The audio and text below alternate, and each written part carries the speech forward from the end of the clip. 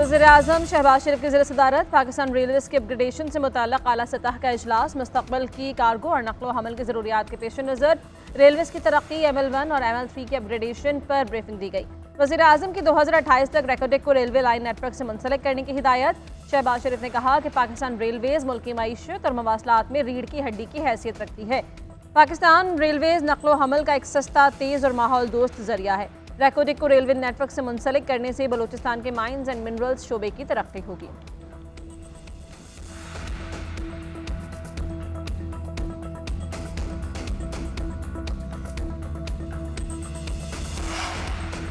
Field marshal Syed Asim Munir का America का सरकारी दौरा। वाशिंगटन DC में ओवरसीज़ पाकिस्तानियों से मुलाकात। ओवरसीज़ पाकिस्तानियों ने फील्ड मार्शल का गर्मजोशी से इस्तकबाल किया। अमेरिका में मुक़ीम पाकिस्तानियों से खिताब करते हुए आसिम मुनीर ने कहा, ओवरसीज़ पाकिस्तानी मुल्क के सफ़ीर हैं। मुल्क की मईशत में बैरून मुल्क पाकिस्तानियों का नुमाया किरदार है।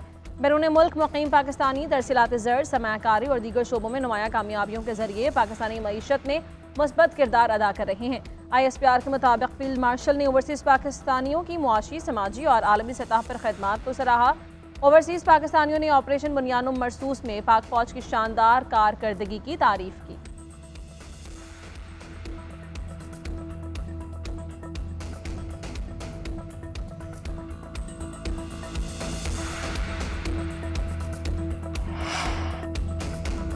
इसराइली जारहियत में शिद्दत आने लगी। सेहूनी फोर्सेस का पासदारान इनकलाब के सेंट्रल हेडक्वार्टर्स के कमांडर अली शादमानी को शहीद करने का दावा। अली शादमानी सीनियर तरीन कमांडर और सुप्रीम लीडर अली खामनाई के करीबी साथी थे। इसराइली फौज के मुताबिक अली शादमानी को तेहरान हमले में निशाना बनाया गया। इसराइल के ईरान पर ताज़ा हमलों में तेहरान में जोरदार धमाकों की आवाज़ें सुनी गईं। अस्फहान और खोजिस्तान सूबे के शहर अहवाज में बमबारी की गई।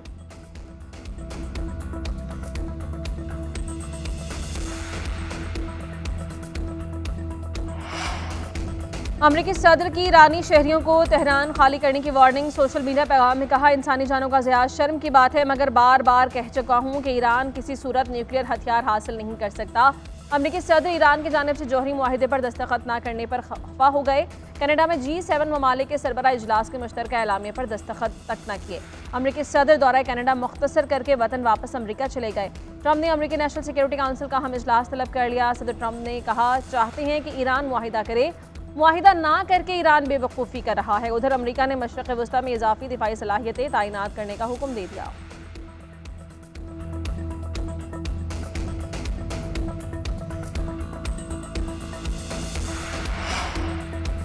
ईरान का इसराइल पर एक बार फिर बड़ा हमला। हीफा और तल अबीब पर मिसाइल्स और ड्रोन्स दाग दिए। इसराइली दारुल हुकूमत में धमाकों की आवाज़ें सुनी गई। सायरन गूंज उठे। शहरियों में खौफ व हरास।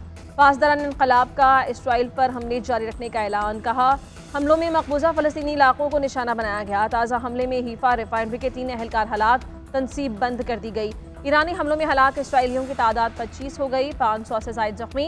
ईरानी हमलों के खौफ से इसराइल की तमाम ऑयल रिफाइनरीज और ज़िले कंपनीज भी बंद। ईरान का तबरेज़ में इसराइल का एक और F-35 तैयारा मार गिराने का दावा। ईरान की तरफ से गिराए गए F-35 तैयारों की तादाद 4 हो गई।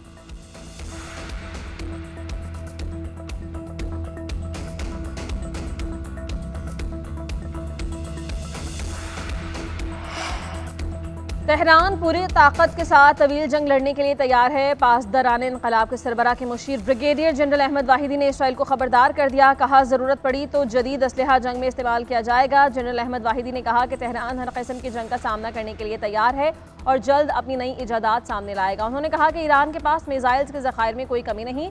ईरान ने अभी मिसाइल ताकत को स्ट्रेटेजिक लिहाज से तैनात ही नहीं किया। जदीद तरीन हथियार मुनासिब मौके पर इस्तेमाल किए जाएंगे।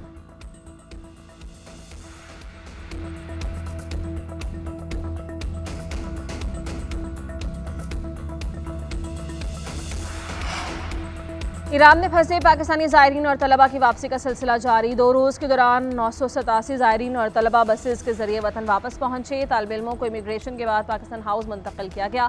ज़िला इंतज़ामिया चाग़ी की जानिब से पाकिस्तान हाउस दफ्तार में खुराक, रिहाइश और रजिस्ट्रेशन सहूलियात फराहम की गई। वापस आने वालों में ज़ायरीन, तलबा और मेहनत मजदूरी के लिए ईरान जाने वाले शामिल।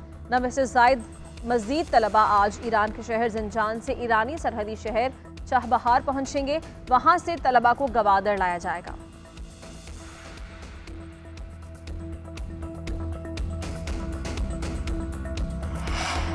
पंजाब हुकूमत ने कल तारीखी बजट पेश किया। तरक्याती बजट में 1240 अरब रुपए रखे गए। सीनियर वजीर मरियम औरंगजेब और वजीर खजाना मुश्तबा शुजाउर रहमान की post budget press conference. Maryam Aurangzeb ने कहा कि पंजाब मरियम नवाज की क़यादत में तरक्की कर रहा है। बजट का 27% तालीम और सेहत के लिए मुख्तस किया गया। मरियम नवाज की क़यादत में आवाम को रिलीफ दिया गया। टैक्स निज़ाम को कंप्यूटराइज्ड करके करप्शन फ्री बनाया जा रहा है।